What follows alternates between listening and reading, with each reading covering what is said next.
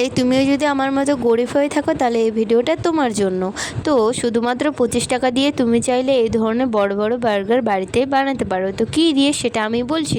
তো তোমরা ভিডিওটা দেখতে থাকো। তো প্রথমে দোকান থেকে তোমাদের নিয়ে আসতে হবে পাউরুটি রাউন্ড রাউন্ড শেপের আর একটা ডিম। এখানে নিয়ে নিয়েছি 3 টাকার আলু, 3 টাকা টমেটো কাট করে নিলাম, 2 টাকার পেঁয়াজও কাট করে নিলাম, 2 টাকার শসাও কাট করে নিলাম। করা আলুটাকে ফ্রাই করে নিতে হবে। তো এখানে রান্না করার মতো করে নেক্সটে আমি টমেটো সসটা বাড়িতে বানাচ্ছিলাম। তোমরা চাইলে কেনাও ব্যবহার করতে পারো। তো সব দিক থেকে হবে আর কি। তো প্রসেস বাই প্রসেস তোমরা ভিডিওটাতে দেখে বেশি ভালো করে বুঝতে পারবে আমার কথার থেকে আর কি। সিদ্ধ করা আলুটাকে রান্না করার পর সেটাকে জলের মধ্যে ডুবিয়ে বিস্কুটে গুঁড়োর মধ্যে ভেজে নিতে হবে। তোমরা জলটাকে সিম্পলও রাখতে পারো, বাট আমি কিছু অ্যাড করেছিলাম।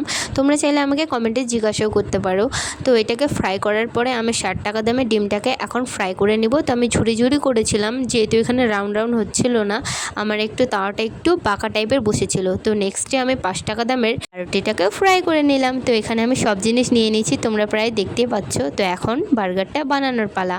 তো আমি বার্গারের এক সাইডটাকে টমেটো সস লাগিয়ে সেটার উপরে আলু দিয়ে যেটা বানিয়েছিলাম সেটার উপরে শসা, পেঁয়াজ, টমেটো দিয়ে ডিম একটু ছিটিয়ে চারিদিকে, তারপরে উপরে আবার অর্ধেক অংশটাকে বসিয়ে দিয়েছিলাম পাউরুটিটার। তো ফাইনালি এভাবেই সিম্পল প্রসেসে আমাদের বার্গার সবগুলো আমি ধীরে ধীরে রেডি করে নিয়েছি।